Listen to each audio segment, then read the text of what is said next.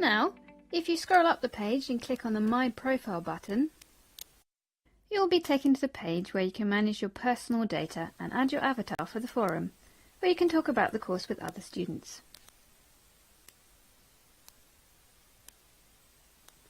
You will discover that it consists of 2 sections. The first section is intended for communication in English, while in the other section you need to use Norwegian. The Norwegian section is designed only for practicing what you have learnt. You can also use the forum to ask other students for help. Most of the time, you will have your questions answered immediately.